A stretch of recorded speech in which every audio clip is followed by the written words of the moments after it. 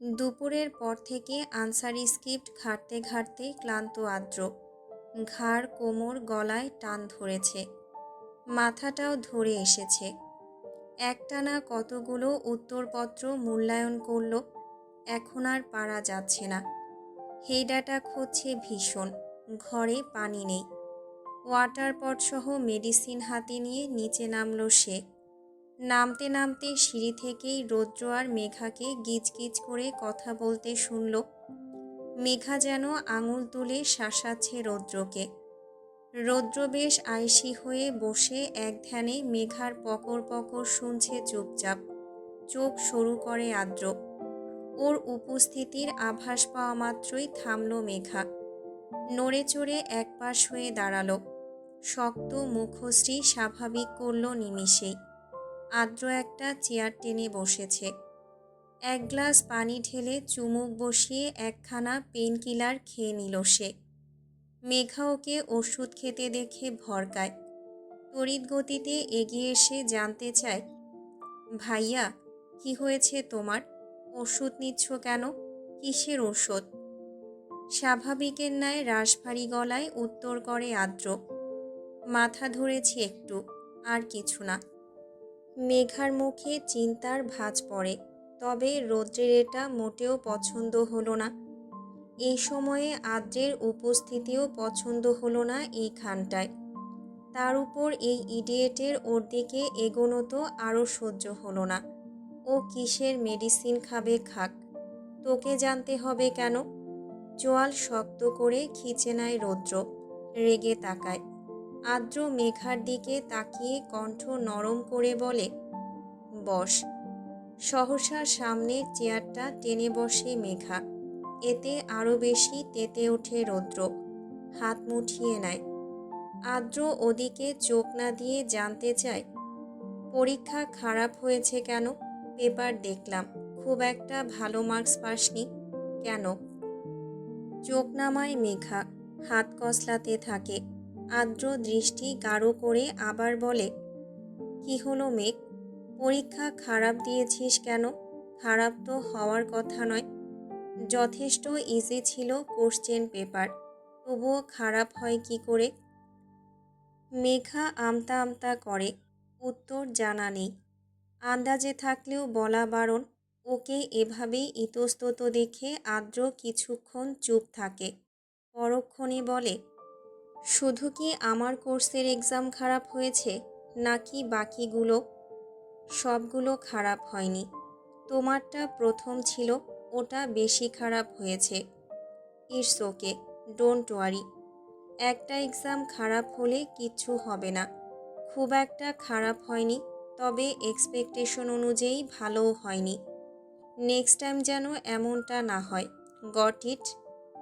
মাথা ঝাঁকায় মেঘা, জিজ্ঞাসু দৃষ্টিতে তাকিয়ে বলে, খুব বেশি মাথা ধরেছে? সে উত্তর করার আগেই পেছন থেকে তপ্ত ডাক ভেসে এলো, এই ইডিয়েট, ওঠ ওখান থেকে। কি এত কথা বলছিস ওর সাথে? থাপ্পড় খেতে চাইছিস আমার হাতে? মেঘা চমকালো। দুজনে চকিতে তাকালো ওর দিকে। রুবিনা কাবির বেরিয়ে এসেছেন। টেবিলের কাছে মেঘার আদ্রকে দেখে সেদিকে এগোলেন। 2 কাপ কফি দুজনের দিকে বাড়িয়ে দিলেন। আর চোখে দেখলেন রৌদ্রকে, 3 কাপ নিয়ে এসেছেন। ছেলেকে না দিয়ে আরেক কাপ রাখলেন নিজের জন্য। রৌদ্র চড়াও কণ্ঠে বলে, আমার কফি কোথায় মম? রুবিনা কাবির উত্তর করলেন না। রৌদ্রের কোনো মূল্যই নেই, কেউ পাত্তা দিচ্ছে না ওকে। রাগে গজগজ করল। জ্যাকেট খুলে আছাড় মেরে দপাদপ পা ফেলে সিঁড়ির দিকে এগোতে নিয়ে থামল আবার। ঘুরে এসে আচমকা মেঘার কনুই চেপে একটানে দাঁড় করালো ওকে। অন্য হাতে তুলে নিল ওর কফির মগটা। রমণী আকস্মিক এহেন আচরণে বিব্রত হয়ে রেগেমেগে তাকায়। রুবিনা কাবির আর আদ্র আখিলতা শুরু করে ফেলে। রৌদ্রকে নিজের সাথে টেনে নিয়ে যেতে গেলে মেঘা চিবিয়ে বলে, ইউ রাইনো, কোথায় নিয়ে যাচ্ছেন? ছাড়ুন আমায়। আমার রুমে পরে নেব তোকে, আপাতত নিজের রুমেই যাচ্ছিস? এখানে থাকা হবে না তোর, চল ইডিয়েট। একইভাবে চিবিয়ে উত্তর করল রৌদ্র। ওকে টেনে হিঁচড়ে সিঁড়ি বেয়ে উঠতে উঠতে পেছন ফিরে বাকি দুজনের উদ্দেশ্যে বলল, উল্টো পাল্টা ভাববে না মোটেও, ওকে ওর ঘরের পথ চেনাচ্ছি, আমি ভালো ছেলে। বলেই মেঘাকে টেনে নিয়ে উঠে গেল উপরে। তবদা মেরে দাঁড়িয়ে রইলেন রুবিনা কাবির। এ কি ছেলে রে বাবা, দিনে দিনে আর কত রূপ দেখাবে। আদ্র মনে মনে হাসল। ওই যে মেঘা ওর সাথে কথা বলেছে, রৌদ্রের সহ্য হয়নি এটা, তাই মেঘাকে টেনে টুনে নিয়ে গেল দূরে সরিয়ে। মাঝে দিন কয়েক কেটেছে। এই কয়দিন পুরোপুরি ঘরবন্দি ছিল সাফা মেঘা। আজ রবিবার, দুটোতে একলা বেরিয়েছে বাইরে। শুভ্র আদ্র কেউই জানে না, জানলে বেরোতে দিত না। বাড়িতে অনেক কষ্টে মানিয়ে রাজি করিয়ে তবেই বাড়ি থেকে বেরিয়েছে ওরা। এর একটা বড়সড় কারণ আছে। লাস্ট কদিন ধরে সেই পরীক্ষার পর থেকেই শিশিরের সাথে কথা হয়নি, যোগাযোগ হয়নি চেষ্টার পরও। ভার্সিটি খুলবে কদিন পর। মেয়েটার হঠাৎ করে কি হয় কে জানে, মাঝে মাঝেই উবে যায়। এই কতদিন পর আজ সকালেও নিজে থেকেই ফোন করেছিল, বাইরে দেখা করতে বলেছে একটু। কারণটা বলেনি, সেটা সিক্রেট, একেবারে সামনাসামনি বলবে। সেই তাগিদেই আজ সাফা আর মেঘার একলা বেরোনো বাড়ি থেকে। বেরিয়েছে দুপুর 2টোর দিকে, এখন 3টে। খোলামেলা একটা জায়গা, শিশিরের পরিচিত এদিকটা। ব্যস্ত শহরের ভেতরে নয়, বাইরে শুনশান নীরবতায়। মানুষের কোলাহল ভিড়ভাট্টা নেই এদিকটায়। নির্জনে গুটি কয়েক মানুষের আনাগোনা চলে কেবল। শিশির এদিকটায় টিউশনি পড়াতে আসতো, তখন থেকেই জায়গাটা চেনা, ওদের বাড়ির পাশেই। মেইন রোডের পাশ দিয়ে একটা ছোট রাস্তা নেমে গেছে। সেই মোড়ে গুটি কয়েক দোকান আছে, চায়ের দোকান একটা। ওদিকে রাস্তার ওপাশে ফুচকাও আছে। রাস্তার একপাশে ঝিল, সদ্য হওয়া বৃষ্টির পানিতে ঝিকঝিক করছে পুরো। বসার জায়গাও আছে ধারের কাছে, 3 শালিক বসেছে সেখানে। শিশির 3টে চা অর্ডার করেছিল, আজ ওর পক্ষ থেকে ট্রিট। চা খাওয়া শেষ এর মধ্যেই, সেই কখন থেকে বসে আছে ওরা। আজকের এই হঠাৎ সাক্ষাৎকারের মেইন আলোচনা শেষ। 3জনেই চুপ মেরে বসে আছে, নীরবতা চলছে। বাতাসে শাঁসা শব্দ আর রাস্তায় চলা 2-1টা মোটর বাইকের হর্নের শব্দ ব্যতীত কিছুই শোনা যাচ্ছে না আর। দূরে চায়ের দোকানে কথা হচ্ছে, তবে সেসব রমণীদের মাঝে প্রভাব ফেলছে না। পবনের উত্তাল ঝাপটায় চোখ কুঁচকে এসেছে। সাফার চুপ করে থাকতে পারল না। শিশিরের সব কথা মুখে কুলু পেটে শুনেছে এতক্ষণ। এখন ওর বাম হাতটা টেনে নিল নিজের দিকে। অনামিকা আঙুলে একখানা আংটি চিকচিক করছে।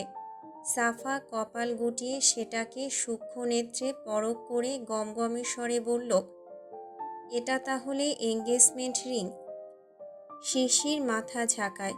কাল ইকরার সাথে সাথে ওকেও এই আংটিটা আঙুলে পরিয়ে দেওয়া হয়েছে। একদম হুটহাট বলা চলে। কোমল উত্তর করে মেয়েটা, ছেলেটা নিজে পরিয়েছে? না, ওনার মা পরিয়েছেন। ছেলেটা কেমন দেখতে? সেভাবে দেখিনি। ওত্তেরি, তাহলে যদি এখন বিয়ের আগে হুটহাট রাস্তাঘাটে দেখা হয়ে যায়, তাহলে চিনবি কি করে? এক পলক দেখেছি, চিনতে অসুবিধা হবে না। এতটাও দুর্বল নয় আমার স্মৃতিশক্তি। মেঘা চুপ ছিল, বলল দীর্ঘক্ষণ পর, এভাবে হুটহাট এঙ্গেজমেন্ট হয়ে গেল? তাহলে তোর বিয়েটা হয়েই যাবে? হবে।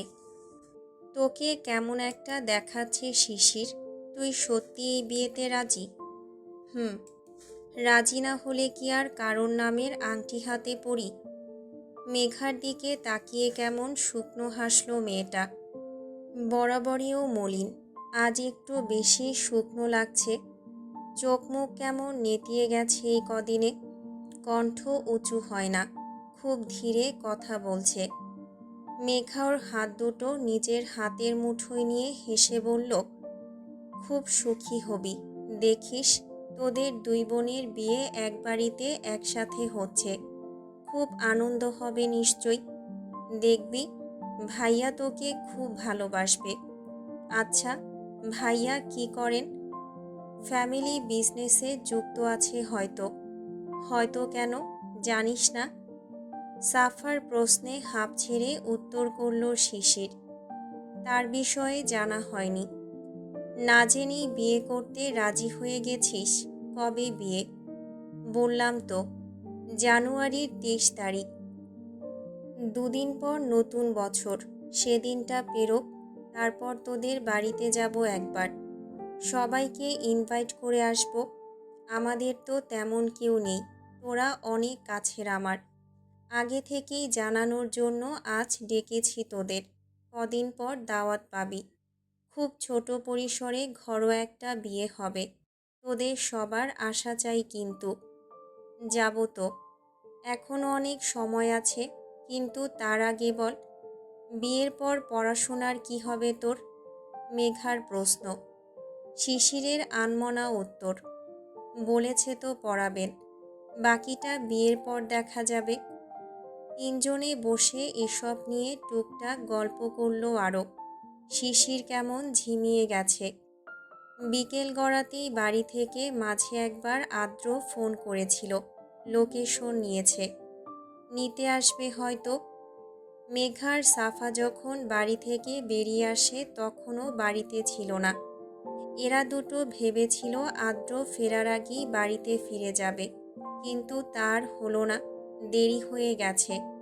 নিশ্চয় ঝাড়ি খাবে আদ্রের থেকে। একলা একলা মাতব্বরি করা পছন্দ করে না ও। নির্জনে বসে বসে গল্প করছিল ওরা। পেছনে গাড়ির শব্দ শুনে চকিতে ঘাড় ঘোরালো মেঘার সাফা। শিশির খানিক বাদ ফিরল। আদ্র মুখ নিরেট করে গাড়িতে বসে। দুই রমণী ভয়ে ভয়ে একে অপরের দিকে তাকায়। ঝিলের ধারের বেঞ্চ থেকে উঠে দাঁড়ায়, রাস্তার উপর উঠে আসে। ততক্ষণে আদ্র গাড়ি থেকে নেমেছে। ডিকির কাছে হেলান দিয়ে বুকে হাত গুটিয়ে নিল। চোখ সরু করে তাকালো দুজনের দিকে। মেঘা সাফা মুখোমুখি দাঁড়ায়। আদ্রের ক্ষিপ্ত চাহনি দেখে ফ্যাল ফ্যাল করে হেসে বলে সাফা, হাই ভাইয়া, এভাবে কি দেখছো? ঝাড়ি দেওয়ার মতলব পারছো? খবরদার না, আমরা কিন্তু পারমিশন নিয়ে তবেই বেরিয়েছি বাড়ি থেকে। কে পারমিশন দিয়েছে তোদের? আব্বু দিয়েছে। বকবে না কিন্তু, নয়তো নালিশ করব আব্বুর কাছে। টুকটুকির বাচ্চা, ভয় দেখাচ্ছিস আমায়? তোর বাপকে ভয় পাই আমি? ভয় পাও না? না পাই না। এবার বল, এভাবে দুজনে মাতব্বরি করে একলা বেরিয়েছিস কেন বাড়ি থেকে? শিশিরের সাথে দেখা করতে এসেছিলাম। রাস্তার নিচে বসে থাকা শিশিরের দিকে ইশারা করে বলল মেঘা। অমনি আদ্র ওর দিকে তাকায়। মেয়েটা এখনো পিছু ফিরে বসে আছে। মেঘা গলা বাড়িয়ে ডাকল, এই শিশির, এখনো বসে আছিস কেন ওখানে? চলে আয়। সময় নিয়ে উঠল মেয়েটা, উঠে আসলো রাস্তার উপর। চোখ তুলল কিয়ৎকাল বাদ, সোজাসুজি আদ্রের দিকে। আদ্র নিজেও তাকিয়েছিল, চোখাচোখি হলো। শুকনো নরম হাসল মেয়েটা, যে হাসিতে প্রাণ নেই। চোখ নামিয়ে নিল আবার। আদ্র বাড়িতে যেভাবে থাকে সেভাবেই বেরিয়েছে। নর্মাল টি শার্ট আর ট্রাউজার পরনে, এলোমেলো লাগছে। শিশিরকে এভাবে দেখে অভ্যস্ত নয়, দেখাটাও বেমানান, তাই তাকিয়ে থাকলো না, দৃষ্টি নামিয়ে নিল। সাফা গদগদ হয়ে বলল, ভাইয়া, একটা খুশির খবর আছে। কি? আগে ফুচকা খাওয়াও, তারপর বলবো। উফ, কখন থেকে লোভ লাগছে ফুচকা খাওয়ার জন্য। চলো, ফুচকা খাবো। আদ্র দ্বিমত করল না।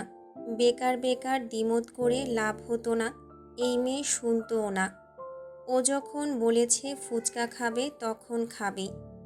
রাস্তা পার হয়ে ওদিকে গেল ওরা, বসার জন্য চেয়ার পেতে রাখা। মেঘার সাফা তড়িঘড়ি করে বসল। পিটপিট করে দাঁড়িয়ে থেকে বলল শিশির, আমি তাহলে আসি, দেরি হয়ে যাচ্ছে। কোথায় যাবি? ফুচকা খাবি না? খেয়ে দিয়ে একসাথে যাব, ভাইয়া পৌঁছে দেবে তোকে। প্রয়োজন নেই, এই রাস্তার বাঁক পেরোলেই আমার বাড়ির গলি, আমি হেঁটে যেতে পারবো। আর এসব বাইরের খাবার খাই না আমি। সাফা আবার বাদ সাধল, চুপচাপ বসবি, বড্ড কথা বলিস তুই। ভাইয়া ফুচকা অর্ডার করতে গেছে, বস তো। টেনে বসালো মেয়েটাকে। ততক্ষণে অর্ডার করে চলে এসেছে আদ্র। সাফার পাশে একটা চেয়ার টেনে বসলো। জানতে চাইল আগ্রহী হয়ে, কি যেন বলবি? ও হ্যাঁ, ভাইয়া কনগ্রাচুলেট করো শিশিরকে, ওর বিয়ে সামনে। আদ্রর মুখখানা হাসি হাসি ছিল। রমণীর কথা কর্ণপাত হওয়া মাত্রই হাসিটুকু বোধহয় গায়েব হলো। সহসা তাকালো শিশিরের দিকে। মেয়েটা চোখ নামিয়ে বসে আছে, খচখচ করছে নিজের মাঝে। আদ্রের দৃষ্টিপূর্ণ, অস্ফুটে প্রশ্নাত্মক উচ্চারণ করল, বিয়ে? হুম, আগামী বছরের 23 তারিখ ওর বিয়ে। হাতে সময় আছে, তবে খুব বেশি সময় নেই। এর জন্যই তো ওর সাথে দেখা করতে এসেছি আজ। জানো, অলরেডি এঙ্গেজমেন্ট হয়ে গেছে। এই দেখো, এটা ওর এঙ্গেজমেন্ট রিং। সুন্দর না? শিশিরের হাত টেনে আদ্রের সামনে ধরল সাফা। আদ্র তাকানো মাত্রই দেখতে পেল একটা চিকন আংটি জ্বলজ্বল করছে অনামিকা আঙুলের গোড়ে। চোখ কুঁচকে আসলো ওর। বিস্তর ভাঁজ পড়ল মসৃণ ললাটে। কেমন থমকালো এক দণ্ড। তাকিয়ে রইল হাতের দিকে। শিশির নিজের হাত টেনে সরিয়ে নিতেই সম্বিত ফিরল। নিচের দিকে তাকিয়ে কয়েক পলক ঝাপটে আবারও সোজাসুজি তাকালো মেয়েটার শ্যামলা মুখ পানে। বাতাসের ঝাপটায় হিজাব উঠছে, চোখ নামানো। এই রূপে আদ্রের দৃষ্টি থমকালো আবার। কেন যেন সাফার বলা কথাটা হজম হলো না, ভালো লাগলো না একটুও। কোথাও একটা চিনচিনে ব্যথা হলো, তবে কোথায় হলো ঠাউর করতে পারল না। আদ্রকে নিস্তব্ধ দেখে সাফা ওকে ঝাঁকায়। কি হলো ভাইয়া, কোথায় হারিয়ে গেলে? কি দেখছো এভাবে ওকে? সত্যিই বলছি, জানুয়ারির 23 তারিখ ওর বিয়ে, কনগ্রাচুলেট করো। আদ্র মুখ খুলল না তবুও। অনেকক্ষণ এক দৃষ্টিতে কেমন উদ্ভটবনে তাকিয়ে রইল। চোখ নামিয়ে ঘন পলক ফেলে আবারও তাকালো। সেভাবেই ঠোঁট নাড়িয়ে বলার চেষ্টা করল, কনগ্রাচুলেশনস। শিশির চোখ তোলে। যত যাই হোক, আদ্রকে সে শিক্ষক হিসেবেই দেখে এসেছে। ওর সামনে এভাবে নিজের বিয়ের প্রসঙ্গে ইতস্তত সে। তবুও মুচকি হেসে বলে প্রত্যুত্তরে, থ্যাংক ইউ স্যার। ফুচকা এসে গেছে, 3 প্লেট। ওদের 3 জনের হাতে ধরিয়ে দেওয়া হলো। আদ্র হঠাৎই উঠে দাঁড়ায়। সে তো খাবে না এসব। এখানে বসে থেকে লাভ কি? একটু দূরে সরে দাঁড়ালো বুকে হাত ভাঁজ করে। কেমন অদ্ভুত লাগতে শুরু করেছে আচানক। কীরকম লাগছে নিজেও বুঝতে পারছে না। দূরে দাঁড়িয়েই অদ্ভুতভাবে চোরাচোখ তাক করল এদিকে, 3 জনের মধ্য থেকে একজনের দিকে। এই মেয়েটার বিয়ে, কিন্তু কেন? আবার উত্তর খুঁজে নিল। কেন আবার বিয়ে হবে? বিয়ে হওয়াটা কি অস্বাভাবিক কিছু নাকি? স্বাভাবিক হলেও ওর বিয়ের কথা শুনে এতটা অবিশ্বাস্য লাগছে কেন? মন মানতে নারাজ হচ্ছে। সন্দিহান লাগছে নিজের কাছে। অনুভূতিটা অদ্ভুত। বোধহয় খারাপ লাগছে, অস্থির লাগছে। চোখের সামনে ভাসল মেয়েটার হাতের আংটিটা। বিরক্ত হয়ে বিড়বিড় করে আদ্র, হোয়াট ননসেন্স! আমার এমন লাগছে কেন? মাথা ঝাঁকায় সে। চুলগুলো ব্যাকব্রাশ করে অপর পাশের ঝিলের দিকে তাকায়। শিরশির বাতাস শরীর নাড়িয়ে দিয়ে যাচ্ছে। বুক ফুলিয়ে শ্বাস টানল সে। আবারও চোখ জোড়া আপনা আপনি রমণীদের পানে ফিরে আসে। টেনে হিঁচড়েও চোখ সামলাতে পারে না সে। এবার নিজের এই উদ্ভট কর্মকাণ্ডের জন্য চরম বিরক্তির মাত্রা ছাড়ালো। দাঁত পিষে মাড়ি খিঁচল। হাত মুঠিয়ে কণ্ঠ তুঙ্গে তুলে ধমকালো নিজেকে। ডিসগাস্টিং। আমার খারাপ লাগছে কেন এভাবে? হোয়াই? এ কেমন এলোমেলো লাগছে আমার। বেয়াদব গাল। She is just my student or nothing else. আর থামল না সে। বিল দিয়ে ফিরে আসলো রমণীদের কাছে। সাফা গপাগপ ওর প্লেটের ফুচকাগুলো ফিনিশ করেছে। মেঘার শেষটা মুখে পুরে নিল। শিশিরের খাওয়া হয়নি এখনো। আজগুবি চিন্তা করতে করতে ধীরে ধীরে খাচ্ছে। আরও 3টা ফুচকা আছে এখনো। আদ্র এসেই চড়া গলায় বলল, হয়েছে খাওয়া? চল, দেরি হয়ে যাচ্ছে। সাফা তাকালো। হয়েছে তো। শিশিরের খাওয়া হোক, একসাথে যাই। শিশির তৎক্ষণাৎ মুখ খোলে নরম গলায়, আমি আর খাবো না। উঠে দাঁড়ালো প্লেট রেখে। আদ্র না তাকিয়ে ধীরে বলল, শেষ করো, অপেক্ষা করছি। না স্যার, খাবো না আর, পেট ভরে গেছে। আমারও দেরি হয়ে যাচ্ছে, ফিরতে হবে। তড়িঘড়ি করে আবারও রাস্তার এপাশে গাড়ির কাছে ফিরতে গেলে শিশির থামল। ওদিকে ওর পথ উল্টো। থেমে বলল, তোরা যা, আমি চলে যেতে পারবো। হাঁটার পথেই আমার বাড়ি, ওদিকে গেলে উল্টো হয়ে যাবে। আদ্র কথাটুকু শুনেছে। পরিপ্রেক্ষিতে কিছুই বলল না, আর একবারও তাকালো না সে। দৃঢ়ভাবে কদম বাড়িয়ে গমগমে স্বরে বলল সাফার মেঘার উদ্দেশ্যে, কোনো কথা বলার থাকলে তাড়াতাড়ি শেষ করে চলে আয়, আমি গাড়িতে গিয়ে বসছি। এই বলে রাস্তা পার হলো সে। উঠে বসলো গাড়িতে। সিটে মাথা এলিয়ে ঠোঁট ফাঁক করে শ্বাস ফেলল। মাঝে একটা রাত কেটেছে। নতুন বছর আগামীকাল। রাত্রি পেরোলেই সাল পরিবর্তন হবে। শহর জুড়ে নতুন বছরকে সাদরে গ্রহণের জন্য বিস্তর আয়োজন চলছে। পুরো শহর সেজে উঠেছে রং বেরঙের আলোয়। হইহুল্লোড় মাতামাতি হবে বেশ, প্রত্যেক বছরই হয়। একটা বছরের বিষণ্ণতাগুলো ধুয়ে মুছে সম্পূর্ণ নতুন একটা বছরের আবির্ভাব ঘটবে। এই বছরের ক্লান্তি বয়ে বেড়াবে কেউ, আবার কেউ বা উড়িয়ে দেবে। মেঘার ক্ষেত্রে দোটানা। সে তার জীবনের একটা কঠিন ঘটনাকে উড়িয়ে দিতে পারে না সহজে, আবার সেটাকে সাথে করে নতুন বছরেও পা রাখতে পারে না। সে মূলত বিভ্রান্ত। কাল 1 জানুয়ারি। আজ রাতটাই আছে এই বছর শেষ হতে। এখন বিকেল। শহরের আনাচে কানাচে বাজি ফুটছে। মেঘার সাফা উঠেছে ছাদে। কাবির ম্যানশনে নতুন অতিথির আগমন ঘটেছে আজ। কাবির গ্রুপ অফ ইন্ডাস্ট্রির শেয়ার হোল্ডার। পুরো একটা ফ্যামিলি এসেছে। নতুন বছরে কাবির গ্রুপ অফ ইন্ডাস্ট্রির সাথে তাদের একটা বিজনেস ডিল হতে চলেছে। তৌসিফ কাবিরের ইনভাইটেশনে এসেছেন তারা। যদিও বা আসার কথা ছিল না, লাস্ট মোমেন্টে চলে এসেছেন। একজন ভদ্রলোক, তার স্ত্রী আর তার ছোট মেয়ে। ড্রয়িং রুমে বেশ রমরমা আড্ডা জমেছে। বাড়িতে বাহিরের কেউ আসলে মেঘার সাফাকে নিচে নামতে দেওয়া হয় না। ওরা নামেনি, তাই ছাদেই আছে। মেহমানদের সাথে যে মেয়েটা এসেছে সে প্রায় মেঘার সাফার সমবয়সী হবে।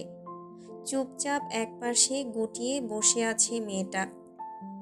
বড়দের কথার মাঝে বিরক্ত হচ্ছে, প্রকাশ করছে না। ও তো আসতে চায়নি, ওর বাবা জোর করে নিয়ে এসেছেন। তোফায়েল কাবির মেয়েটার বিরক্তি বুঝে রুবিনা কাবিরের উদ্দেশ্যে চাপা স্বরে বলল, যেন মেঘার সাফাকে নিচে ডেকে আনা হয়। তাই করলেন তিনি। মেহেরকে দিয়ে ডাক পাঠাতেই ক্ষণিকের ব্যবধানে নিচে নেমে আসলো 2 রমণী। ছাদ হতে ছটফটিয়ে নামলেও পর মুহূর্তে শালীন ধীর পায়ে নিচে নেমে আসলো। জড়সড় হয়ে সিঁড়ির একপাশে গুটিয়ে দাঁড়ালো। অতিথি ভদ্রলোক আর ভদ্রমহিলা চকিতে তাকাতেই সালাম দিল মেঘা। তোফায়েল কাবির বললেন মেয়েটাকে দেখিয়ে, মেঘা, ওকে তোমাদের সাথে নিয়ে যাও, ও বোর হচ্ছে আমাদের মাঝে। তোমাদের সাথে থাকলে ফ্রি হবে, যাও। মেঘা মুচকি হাসে, মেয়েটার দিকে তাকায়। তোফায়েল কাবির এবার মেয়েটাকে বলেন, যাও মা, ওদের সাথে ওদের রুমে যাও, এখানে থাকতে হবে না তোমায়। মেয়েটা উঠে দাঁড়ালো জোরপূর্বক হেসে। ভদ্রলোক মেঘার সাফাকে দেখে জানতে চাইলেন, এরা বুঝি আপনাদের মেয়ে? উত্তর করলেন তৌসিফ কাবির, জি, আমার বড় মেয়ে মেঘা আর ছোট মেয়ে সাফা। বাড়িতে নতুন কোনো অতিথি আসলে মেঘাকে এই বাড়ির মেয়ে হিসেবেই পরিচয় দেওয়া হয়। তৌসিফ কাবিরের বড় মেয়ে হিসেবে পরিচয় করানো হয় ওকে, এটা নতুন কিছু নয়। ভদ্রলোক দুই মেয়েকে ভালোভাবে দেখলেন, হেসে শুধালেন, মেয়েরা বড় হয়েছে ভাই, দুটো দায়িত্ব আপনাদের কাঁধে। আমার মেয়ের বয়সী হবে তো ওরা, ভাবিনি ওদের নিয়ে? মেঘার সাফা এদিকে কান্না দিয়ে সিঁড়ির দিকে পা বাড়িয়েছে মেয়েটাকে নিয়ে। তোফায়েল কাবির কথা এড়াতে বললেন, সেসবে ভাবা হয়নি এখনো, সময় হোক, ঠিক ভাবব। সময় আর কবে হবে? দুটো মেয়ে, এক এক করে ভাবুন। আপনাদের মেয়ে দুটো ভারী মিষ্টি। কী নাম বললেন? মেঘার সাফা। বড়জন তো মেঘা, বেশ মিষ্টি মেয়ে। ওকে আগে বিয়ে দেবেন না? সিঁড়ির মাঝামাঝি মেঘার পা থমকায়। তোফায়েল কাবির পড়েন বিপাকে। প্রসঙ্গ বেগতিক ঘুরে যাচ্ছে। তৌসিফ কাবিরের দিকে তাকিয়ে হাসার চেষ্টা করেন তিনি। আমতা আমতা এসে যায় জিভে।